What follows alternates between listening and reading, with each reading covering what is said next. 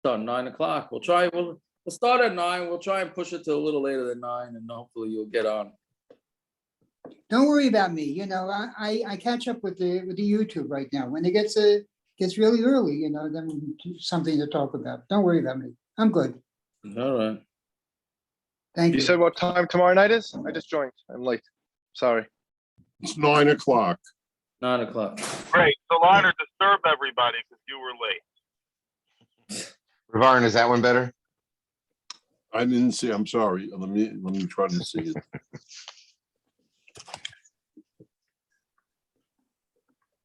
Nine o'clock you're starting, 8:00 my time. Okay, Come in. that's good.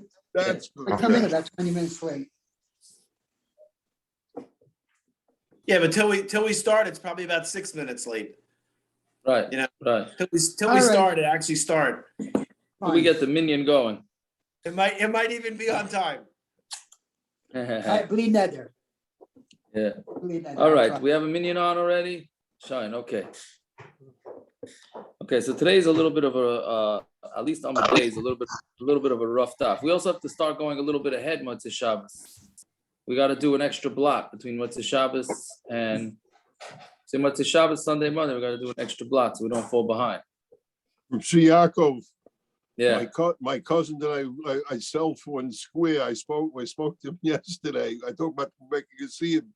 He says he said his Magachir gets so nervous, and in Square Yontif you can't say a daf. There's no time to say a daf. They're up to daf Zion as of yesterday. That's gewaldig. Those guys have a rough Yom Tif, you know. There ain't no relaxing over there on Yom Tif. That's right. Yeah, unbelievable. Yeah, I'm not jealous of not being a chassid. Not on Yom Tif. Anyways, okay, so let's go. So we said yesterday there was to explain the Machlokes B'Sham v'Hillel. So we had 4 pshatim. We had Reb Nachman, Rabba, Reb Yitzchok, and who was the 4th one? Reb Yitzchok and Reb Yosef. Right?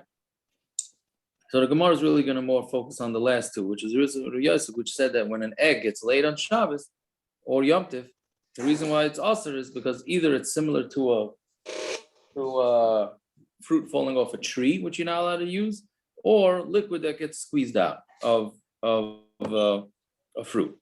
Right? Those are the 2 options. So now, there's one thing that's, how come it's not a kasha? So you see this long taisis, it's actually an important taisis. We don't have time to do it now, unfortunately, but taisis asks, why is it not mutter to climb a tree on Yom Tif to get a fruit? You're allowed to make a fire on Yom Tif. Right? You're allowed to make a fire on Yom Tif to cook. So if I need a fruit off a tree on Yom Tif, why can't I just climb up the tree and get it? I mean, what's the gather of what they allowed on Yom Tif, what they didn't allow on Yom Tif? So Taisus goes through all different terutzim. As we go through the Masechta, hopefully we'll get it. We'll get those type of things. But anyway, so now the Gemara, we're up to 6 lines down from the top. Yeah, so we're saying, now again, we're focusing on these 4 terutzim. So Kulu Karam Nachman Lo Yamri, all of them, meaning Rabbah, Reb Yosef, and Reb Yitzchok, don't want to say like Reb Nachman, Kikushin, because of the kasha that we asked, which the kasha we asked on Reb Nachman is if Reb Nachman is just saying that the Machlokes between Beishamai and Batul in the Mishna is just about whether you hold a muktza or not, then why does the Machlokes have to be about an egg? Let it be about the chicken and the egg, or the hen and the egg. Right, so we left off by a kasha, so nobody wanted to learn pshat like Reb Nachman, which I was wondering. It's interesting. Reb Nachman was not chayzer. Right? We left off with this kasha on Reb Nachman, and we didn't leave off with tiyufta. We left with a kasha, and he stood his ground, which is interesting against everybody else. Even though they had a good kasha on him. Okay, whatever it is. So nobody wanted to say like Reb Nachman because of the kasha. Nobody wanted to say like Rabbah because again we said that Rabbah had this chiddush that even if something gets prepared min hashamayim from one Yom Tov to another, from Shabbos to Yom Tov or Yom Tov to Yom Tov, whatever it is, even if it happened totally natural, like an egg developing inside a hen, Rabbah still says that it's also. Right? It's still considered hachana. It's not allowed. El Rabbi Yosef, my time Rabbi Yitzchok, but Rabbi Yosef, who says that the chashash of using an egg on Yom Tif is because you might come pick a fruit off of a tree. How come you didn't say like Rabbi Yitzchok, who had said that the reason is that you might end up squeezing a fruit? So Amar Beitzah Oichla Uperas Oichla. So the reason why he'd rather compare fruits, egg to food, right? So the fruit is a food and an egg is a food. La fuke mashkin de lav oichla comes to exclude liquid that's not oichla. I mean, he would rather compare an egg to a fruit than an egg to liquid that comes out of a fruit. Okay. So Rabbi Yitzchok, my time alone with Rabbi Yosef. How come Rabbi Yitzchok didn't want to say like Rabbi Yosef that the concern is picking the fruit off the tree? Amar lo beitzah belua umashkin belua. And an egg is absorbed inside the hen, and the liquid is absorbed inside the fruit. Those two are more comparable. La fuke peras the magalu v'kaimi. Peras are revealed; they're open. So therefore, it's not as similar. Okay, so that's why Rabbi Yitzchok and Rabbi Yosef had similar answers, but slightly different. Then the Gemara says, why wouldn't the Gemara just say that the fruit is like the chicken and the egg is like the juice? the fruit is like the chicken. The fruit is like the chicken. I mean, according to who? According to Rabbi saying Yitzchok. that, according to Rabbi Yitzchok, just say, because Rabbi Yitzchok compares it to that it's liquid. So why don't we just say that the fruit is, again, you're saying what? The fruit is the chicken. The chicken is like a fruit. And then when Right. you squeeze the chicken, out comes the egg. Is like when a fruit, you squeeze the fruit, out comes the juice. Could it be that that's what he means? Could it be That's he what means something like that?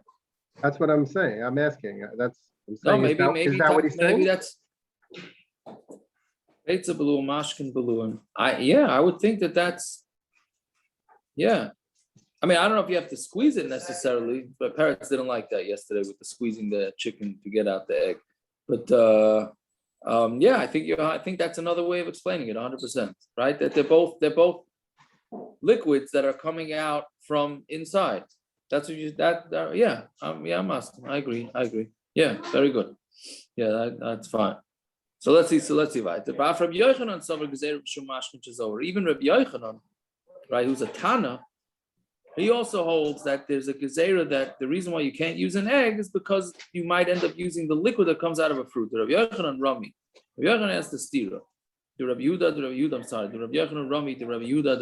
Rabbi Yochanan asked the stira from Rabbi Yehuda and Rabbi Yehuda, Mishani, and he answered it. Now we're going to have a bunch of lines, what the stira is in between Rabbi Yehuda, and then we're going to get to the proof that Rabbi Yochanan holds that there's a concern for using an egg that you might end up using the liquid that comes out of a fruit. So Tanan, ain't certain as a peris, and mashkin. You are not allowed to squeeze out fruits in order to take out the liquid. Vim yatsu me atzmon, and even if they came out by themselves, meaning you had the fruit sitting in a bowl, like a fruit salad, and then the liquid came out of it itself, it's asur. Rabbi Yehuda differentiates. He says, if the fruits were meant to be food, eaten, and not made into juice, which is interesting because back then, it was only really two types of fruits that were meant for juice, grapes and olives. Nowadays, everything is made into a juice. You got cantaloupe juice, you got honeydew juice, you got pomegranate for sure, all sorts of stuff. So this whole rule takes a whole different meaning nowadays. But in the old days, it really was only referring to grapes and olives. Apples nowadays too. So he's saying, if the fruit was meant to eat, what comes out of it is going to be mutter, because there's no concern that you're going to squeeze it, because you mean to eat it, not to squeeze it. But if it's for liquid, then then what comes out of it is asur, because we're afraid, since you planned on squeezing these fruits for their juice, so if the juice comes out, we have to say it's asur, otherwise you might squeeze it. So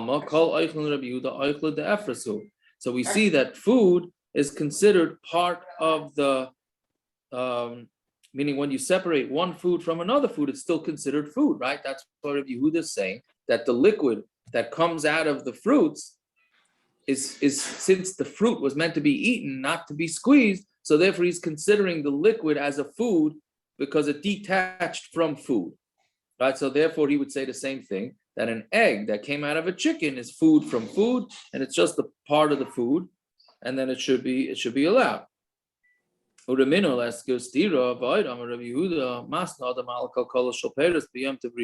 So here, so you have to take off chumas and maishes on before you eat food. But let's say you forgot. So on the first day Yom Tov, you can make a tanai, right? And you say it like this. You say, if today is weekday, so I'm taking off the chumas and maishes today for tomorrow, which is Yom Tov. And if today is Yom Tov, so I'm removing the chumas and maishes today, but it's not going to really happen. It's not going to be chal until tomorrow. Right, and then on the second day Yom Tov, you're allowed to eat the fruits and vegetables because of Maroshah. Either the first day was Yom Tov or the second day was Yom Tov. They both of them were not Yom Tov. So that's, you can make that tonight, right? And then oichle b'sheni, and then you can eat it all on the second day. V'chein beitzah shenol de berisha toichle b'sheni. Same thing with an egg that gets laid on the first day, you can eat it on the second day. Mashma, meaning, and because you say the same tonight. If the egg was laid on the first day, so you say, okay, if today's Yom Tov, then I can eat it tomorrow because tomorrow's not Yom Tov. And if tomorrow's Yom Tov, then the egg was laid before Yom Tov. So what's the problem? So you can make that tonight. But what's it mashma? That you can only eat the egg b'sheni in berisha lo. You can only eat it on the second day. You can't eat it on the first day. Why not? Right? Why can't you eat it on the first day? Didn't Rabbi Yochanan just say that food that gets separated from food has the status of food? So an egg comes from a chicken or from a hen, that's food and that's separated from food. Mashani, Rabbi Yochanan, Peretz's favorite teretz. Mashani, Rabbi Yochanan says Muchlefes Hashita.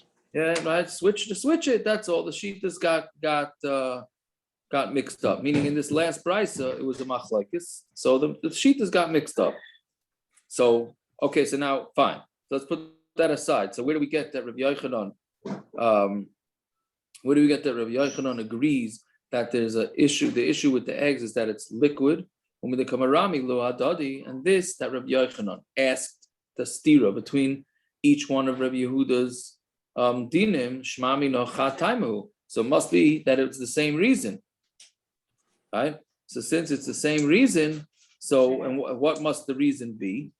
Because it's like liquid that's coming out, right? If he thinks that it's the same reason, meaning he asked the stira in Rabbi Yehuda about why Rabbi Yehuda was allowing liquids to come out of fruit, and then when he asked the kasha on it from the other brisa about that he allowing an egg, so clearly he understood that Rabbi Yehuda should allow an egg. That means he says that eggs is the same thing as liquid that comes out of a fruit.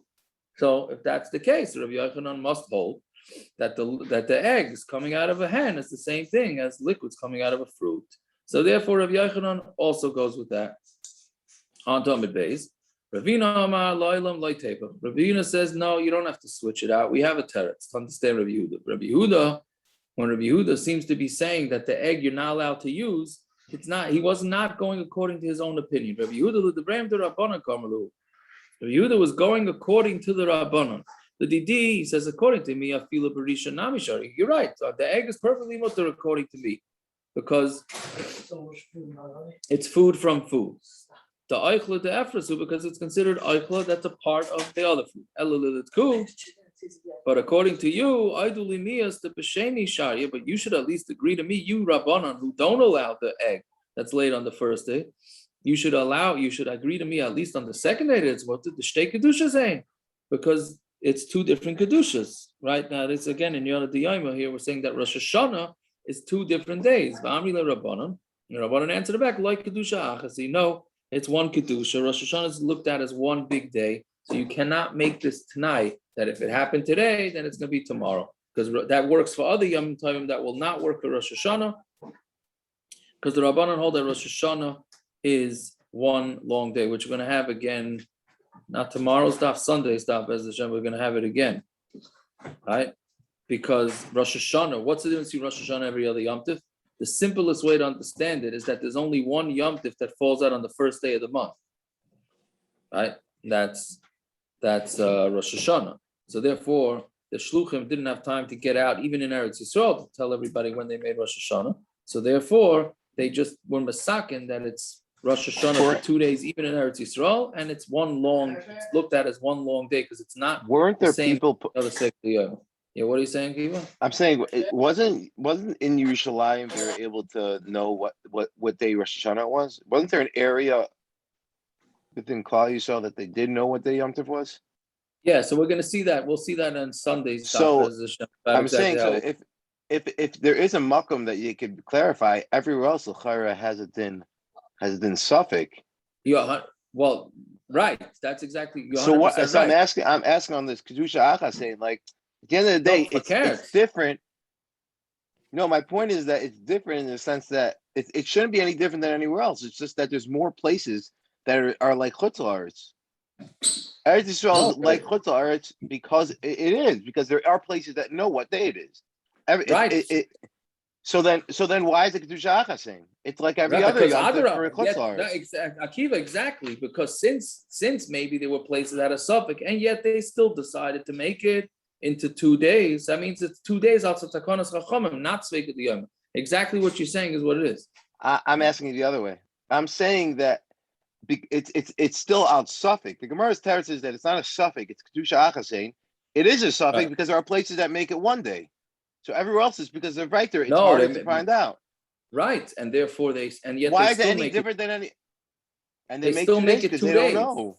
Because they don't know like everywhere else. No, even the places that do know make it 2 days. Even Yerushalayim makes 2 days. Yeah, back then, yeah, with Rosh Hashanah, yeah, they do. They all make it 2 days. That's exactly what it is. We'll see this. It's really the sugi is coming up. I think it's Sunday's daf. Maybe it's Mondays, but I think it's Sundays. So yeah, we'll see. We'll get it clearer there or less clear. I don't know which way, but we'll definitely be discussing it. Yeah. Okay, so let's see right. So that's one territory. Vina breder Rabula Amar Hacha the Tarnagolis Amedus Legado Beitzah. We're talking about a Tarnagolis that was meant to grow eggs, which we said may be muktza. But Rabbi Yehuda Latameit is like muktza, and Rabbi Yehuda holds a muktza. So he has a different issue, saying, really, yeah, the egg coming out of the chicken, not the chick, the hen is really fine. But I have a different issue. It's muktza, right? Okay, fine. Now, Meisvei, so the Gemara is going to ask a kasha on, so again, we have these 4 teruts. We have Rav Nachman who says it's a muktza issue. You have Rabba who says it's a preparation issue. And Rabbi Yitzchok and Rabbi Yosef who say that it's a gezeira. It's a gezeira d'Rabbanan. If you're going to allow somebody to eat an egg, he may either come to squeeze the fruit and take the liquid, or he may go climb a tree and get the fruit. So Meisvei, Echad Beitzah Shenolda B'Shabbos, whether we have an egg that gets laid on Shabbos, Echad Beitzah Shenolda B'Yom Tov, or an egg that was born on Yom Tov, or laid on Yom Tov, Ein Metalton L'Sa, you're not allowed to take that egg, meaning it's muktza. Loy L'Chasas Ba'Sakli, you can't use it as a pot cover, right? Because you just take the egg and place it into a pot cover, but Loy L'Smach Ba'Kari Amita, and not to support the legs of a bed, right? You put it under a bed. Now you have Rashi says, what does that mean? Imagine you got to hold up your bed and put a raw egg to hold up your bed, right? If you do it exactly right on the I don't know what the point the yehuda Rashi says, somehow you can nail it that an egg can hold a very, very heavy weight if you balance it correctly, right? Aval kaifa Allah as a kli b'shvil. So you're not allowed to move the egg, but you could take a kli and put it on top of the egg so that it doesn't get broken. Well, David, take a nap on 4 eggs, Shabbos, so you'll be careful. Yeah, he moved the wrong way. I'll try that tomorrow. Yeah, move the wrong way, and then you'll get a rude awakening, right? So it's a chiddush because not everybody. This second part that you're allowed to put a pot on top of the egg is a chiddush because not everybody agrees because you're moving the kli on behalf of the muktza. But this brayso is saying that you're allowed to. Usfeika asura, but if it's a suffix, meaning right now the Gemara is thinking the suffix of the egg is asur. What does it mean now? It means a suffix whether it got laid on, right? I guess you saw the hen in labor right before Shabbos, right? You don't know, then you have to go daven.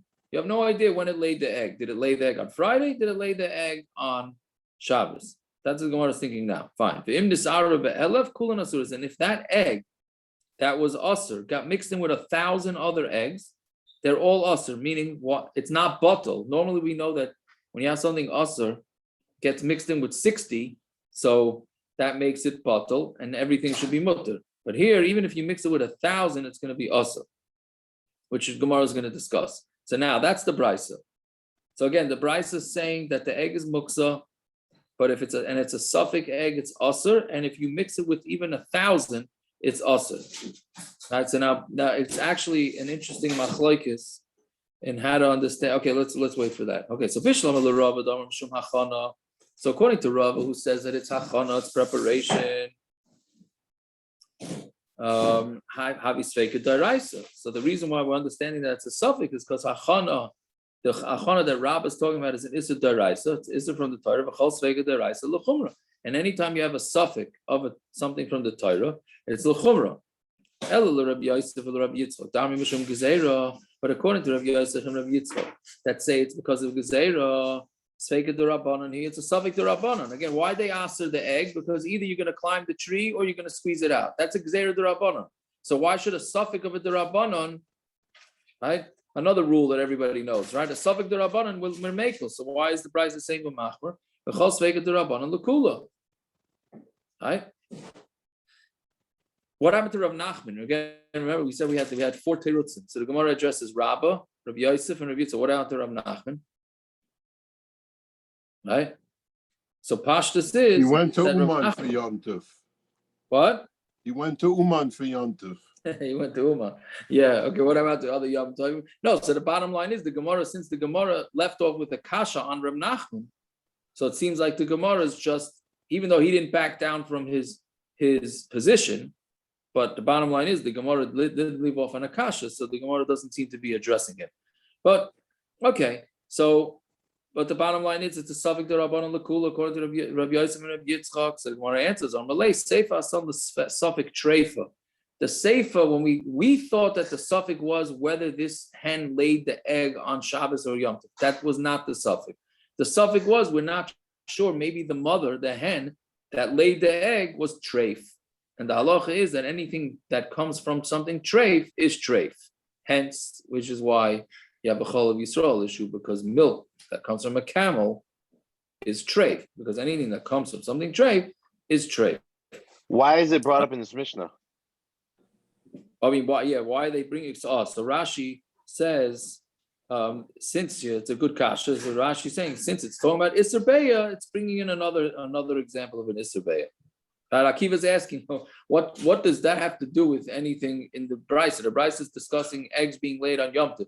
All of a sudden, you bring that if there's an egg gets laid on a regular weekday from a hen that we're not sure whether the mother's treif.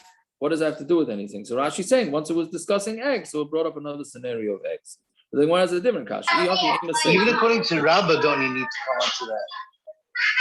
According to Rabbah, why is the bitul ba'elef? According to Rabbah, why is the bitul ba'elef? Yeah, it has nothing to do with Rabbah's din of chachamim. It's some din in bitul.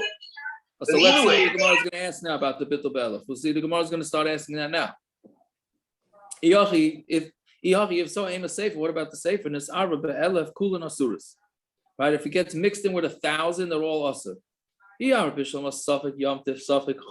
if you say that why is the egg asur? Because we don't know if it got laid on Yom Tov or it got laid during the week. So then that's something called, it's davar sheyesh matirin. Anything that's going to become mutter, even in 1,000, it's not batul. The basic way to understand davar sheyesh matirin, and for a rabbi has to keep on his toes with this rule. That's a very important rule in bitul, right? If something becomes batul, let's say I drop a piece of treif into my cholent, right? And there's 60 times more cholent than the treif, right? So it's mutter, correct? Because it's going to be asur forever. But what happens if I drop an egg that was laid on Shabbos into the cholent? And it's batul. right? Why should I eat it on Yom Tif if I could wait and leave the chal until after Yom Tif, and then it's going to be mutter? Meaning, if something's going to eventually become mutter, right?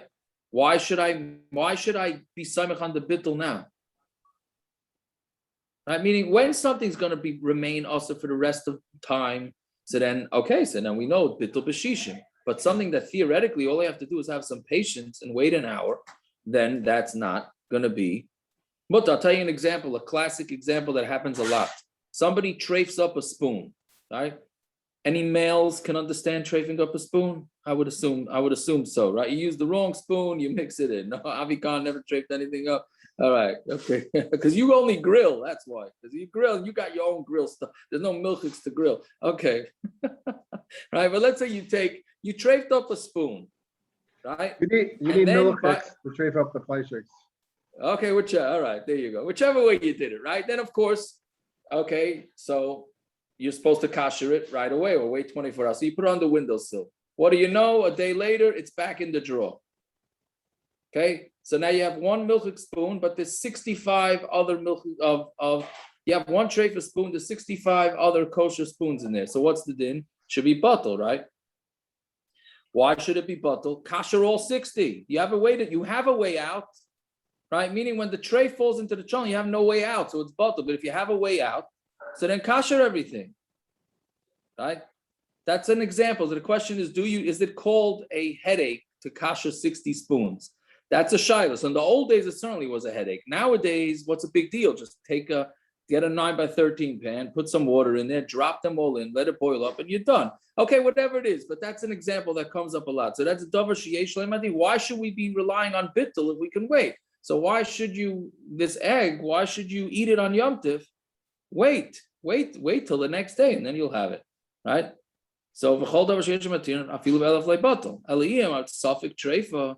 But if you say that the egg is a suffix treifa, so then there's no way we're ever going to clarify whether this thing was a treifa or not. Davar she'ein lo matirani. It's something that doesn't have heter. It's batul beruva. It should be batul beroiv. Right? Now let's not get into why it said roiv versus shishim, but it should be batul because it's never going to have a heter. As yavish b'yavish, I know we're not going down that road now on Erev Shabbos. Yeah, v'chit tema. Yeah, v'chit. That was for Gershon. V'chit tema. Yeah. Why won't you know? Why won't you know if it's treifa or not? I don't understand. No, let's say the chicken. You're right. Theoretically, you could check the chicken, but in a case where you can't check the chicken, Okay. right? Let's say you couldn't check it, whatever. It went to Uman. The chicken went to Uman, right? So then, so now there's no way to be mavar. Yeah, in a chanami, you're right, 100%. You'd have to check it out. You have to go check out the hen. Anyways, the chitema. Now the Gemara goes on steroids here, so I hope we can do it some justice. Right? And if you're going to say, well, an egg is something chashuv and it's not batul, that's another rule in bitul. That something that's very chashuv is never batul. Right? Something that's never. Oh, another example of davar sheyesh material is chametz on Pesach. Right? If you have chametz that drops into your food on Pesach, so just wait till after Pesach and then eat the food, right? Fairly straightforward. But what happens if the next Pesach? Okay, whatever it is, it's that's the whole sugya. But there's also another thing that's not batul, something chashuv. Meaning, if you dropped your diamond ring into a cholent, right? You dropped the diamond ring into the cholent. I know it's a crazy example. Or a good piece of meat. Let's go with a good piece of meat. Dropped into your milk. Avibayas dropped on the earring. It's the earring, right, Taka? He dropped his earring, right? So you see what happened, Taka, right? Okay, those are baseball fans. Said it's worth $200K. You serious? Did they find it? They didn't find it yet. No. Wow. Anyways, I'm sure some groundskeeper just pawned it. But yeah. But anyway, no. One of the players on the Mets dropped his earring, and after the game, everybody spent everybody, the manager, the president, all looking for this. I guess it was $200,000 diamond. But anyways, you drop a diamond into a cholent. You're not going to say, it's batul, right? You're going to go look through that cholent. So how can you say something chashuv is batul? So maybe an egg is considered chashuv. Now, how do you define chashuv? So one of the ways of defining chashuv is if it gets sold by the piece. If you sell it by the piece, not by weight or whatever, then that's considered chashuv. So if you're going to say that an egg is considered chashuv, like batul, That would only be good according to the mandam. It says kol shadar limona sheninu. That it only goes on something that sometimes gets counted, meaning sometimes they sell it by the piece, sometimes they sell it by weight, or any other way. But according to the opinion that says it has to be exclusively sold by the piece, what are you going to say, right? So because eggs sometimes get sold one way, someone gets sold the other way. Now, what is this talking about? Now, klaya kerem is also banal. Klaya kerem is a vineyard. You're not allowed to plant any wheat in a vineyard. So, and if you did, everything there is also bahana even. So, what do you do if you have these things that got grown in klaya kerem, in the kerem? You have to burn them. What happens if it gets mixed up with something else? Now there's a big controversy with acheres b'acheres. That's the bottom tosis. Because if it's acheres with acheres, that means it got mixed into one thing, then that thing went and got mixed into another thing. That l'chayra should be a svek sveika, right? Which we know that svek sveika is a derabbanan. Look at Gershon is licking his lips. Baruch Hashem, it's a Friday. Yeah, but anyway, so it would be a svek sveika. Right, but some are not goyres to acheres ba'acheres. Okay, that's a whole thing. But either way, so now this thing got mixed in. So kulan yudlaku, the Remeir says you got to burn it all. Right, yalu be'echad umasayim. Klaya kerem has an interesting thing. It's not batul b'shishim. It's batul 1 in 200. Truma is 1 in 100. Klaya kerem is 1 in 200. So essentially, Remeir says it's not batul. Chacham say it is batul. Shahi Remeir, eshadarki limnois. Anything that's the derech to count it, mekadesh. It's an interesting term. They use the word mekadesh, which means it just means that it's holy. Yes, please. Yeah, it's mekadesh. It's kaddish, meaning which means it's also. Mekadesh is not kaddish. Only 6 things that are considered very chashuv that they're never batul. If Akiva Shiva, it's really 7 things. Okay, so what are the 6 things that are never batul? Ve'eluhein agayze perach, remind badon, so nuts. Remind him from these are different places. Chavi estumas, right? Barrels that are closed up. Chilfei trodin is some sort of beets. Kelchei kruv from some sort of stalks from cabbage. Sounds like we're doing the yehiratzons over here, right? Utlas, there's another Yonah Diyama, right? Utlas Yavanis and a Greek gourd, right? Rabbi Kiva, Maisif af kikra shabalabayis, even mamash else in Yonah Diyama, parrots is loaves of bread. Right, even a kikar shapalabayis is also considered chashuv. Haroyla arla. If there's an arla issue, meaning it was in the first 3 years, then it's going to be arla. Haroyla klaya kerem. If it's klaya kerem, then it'll be klaya kerem. Itmara. So okay, we're still in the middle here of explaining the opinions of davar chashuv. If it means it has to always be sold, or only sometimes. Itmara Allah of Yochanan Omar eshadarki limna sheninu. We're talking about where it's the derech to only sell them by the piece. That's it. No, it doesn't have to be exclusive. It just has to be that sometimes it gets sold by the piece, then it's batul. Well, so now here's the kasha. So according to Rav Shimon Lakish, we could understand that it's never batul because he says that sometimes they get sold by the piece, sometimes they don't. So therefore, that's considered chashuv. It's never batul. According to Rabbi Yochanan, what are you going to say? According to Rabbi Yochanan, why should it be batul? So Amar Papa, Hi Tana delitra ktsiyasu. If you think that last part was hard, here this part is really hard, right? This Tana is the one that holds that of the halacha of litra, right? Litra is a measurement of to a lug, Rashi says, right? Which is like how do you call it? 6 spaten. So what's the case of litra? We'll get to that in a minute. Anything that gets counted, even b'derabanan, is not batul, right? Even in Issa Daraisa, it's never batul. Something that always gets counted is never batul. The Tanan, litra katsias. Shadar salpi agul. If you have a litra of katsias is dried figs, and you put it on top of a round, basically what they did with figs is they take figs and they make a cake of figs, right? They still have an Eretz Yisrael, right? Cakes of dates, figs, and they have it here. I think they have it here, right? And Rosh Hashanah for sure they show up, right? You see these big round things in the grocery store. Yeah, so how do you make them? So you make them into a mold. So litra k'tziyas shedarsa al pi ogel. Darsa literally means that you put pressure on it, on top of this round, like a mold, in order to put it into a mold, in order to create the what do you call it? What do we call it again? Cake. A cake. Thank you. A cake. Yes. You think that's the word I shouldn't forget, right? Ve'ena yedea, right? And he doesn't know be'eza ogel darsa. So he put it into one, and then one of them is truma. He doesn't remember which one is truma, which one is not. So one of these figs is truma, and the other ones are not. So al pi chavis, or he put it onto the face of the barrel. And he doesn't remember which barrel.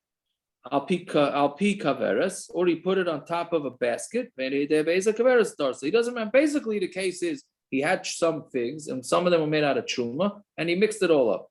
So Rameir says, now is it going to be a machlokes in what the machlokes is, which is also always confusing. Rameir that Rebbe Eliezer Rameir says that Rebbe Eliezer says on Amud Aleph now Dalam Aleph. We look at the upper ones, meaning Rashi says talking about where he knew he didn't mix the bottom ones with the top ones. Still, he says we look at the top, right, as if they were separated from the bottom. The tachtoinas milas el yonis, and then the bottom ones will combine with the upper ones because we look at it like one big cholent, right? And therefore, if there's batul, if there's enough more than 100, then it's going to be batul. Rabbi Shua Aimer im yesham meya pumin. If there's 100 of these round things, then yalu, then it's gonna be batalit v'imlav, and if not, hapumin asurin, right? The figs are asur, v'ashulayim mutarim. And the bottom ones are going to be mutter because he knows he didn't get mixed in. That's Reb Meir's way of learning the Machlokes. Reb Yehuda Aimer, Reb Eliezer Aimer, im yesham meya pumin yalu. If there's 100, then it's going to work, meaning it's going to be batul. V'imlav hapumin asurin. The pumin are going to be asur, v'ashulayim, but the ones on the bottom are going to be mutter, right? Which means everything takes one step further towards l'chumra. Reb Yeshua Aimer afilu yesham shalish meyas pumin. Rabbi Yeshua says even if there's 300 pumin lo yalu, it's not going to work, right? Fine. So darsa ba'ogel, but that's all if it was in the barrel or the basket, right? But darsa ba'ogel ve'eni de be'eza ogel darsa, when he put it into a mold, but he doesn't know which mold, then divrei hakol yalu, everybody holds it's going to be batul.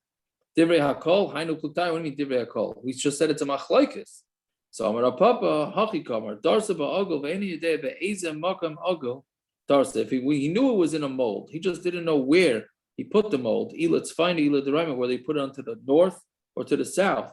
Divrei hakol yalu. Everybody holds that it's going to be batul. Ravashi Amar lo'ilam safek yom tov safek chol. I'm sorry. Yeah, so anyway, so that with that whole machlokes, the bottom line with the Gemara one with that whole machlokes is do we say that in order to make something not batul, it has to exclusively be sold piece by piece, or as long as it's sometimes sold piece by piece, right? So that's what that's the Gemara is leaving off, right? Should we just? Yeah, okay, let's stop. We'll stop over there. I know the last part was a little hard, but and if I didn't explain it right, I asked Mechila. Okay, fine. Okay, so we'll stop here. Have a good Shabbos, and 9 o'clock ish, 9-ish. We'll try and push it for you. We'll try and push it. It's not so hard. You're already giving me nightmares of Kuf Yud Aleph. Yeah.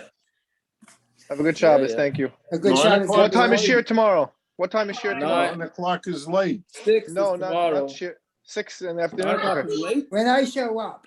Shkia is what time? 32. So right, 22. Shkia is 22. Right here. I'll look up shkir right now. Shkia is at 22. Right. So okay, 9 o'clock. Yeah. Yeah. Is the last price that we just had the Machlokes remain Rabbi Yehuda based on Min B'Mino, even by Yavish B'Yavish? That's all. You have to look at the Ran and all that. And yeah. Yeah. I think I remember this. Yeah. Yeah. Okay, at least you remember. No, something. There's a big machlokes about this. Machlokes Rishonim, no? What shocking this is. Of Davar Sheish Matirin. No, even Yeah. beyond that, this machlokes where yehuda, Akil Shalosh Meis.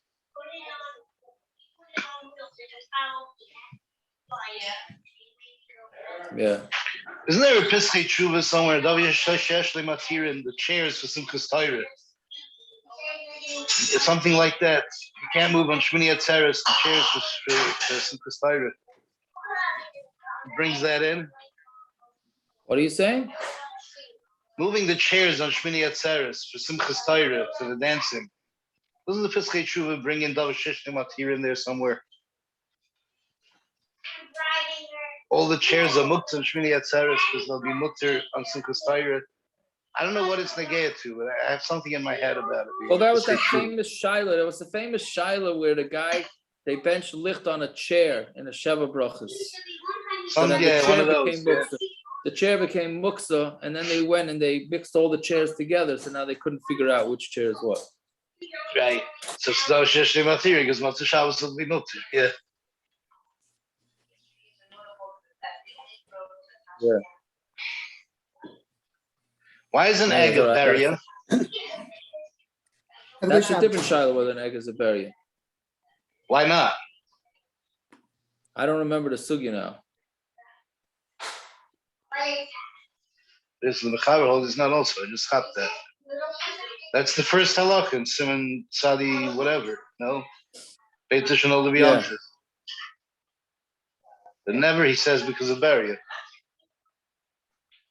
Oh yeah, I have to do gezeira. Okay. It's Yaakov. When you decide you have a couple minutes spare, like even once a week maybe. I need to chazer kuf yud aleph. You have any time? I might have time, but not for kuf yud aleph. No way. I had a feeling that was coming.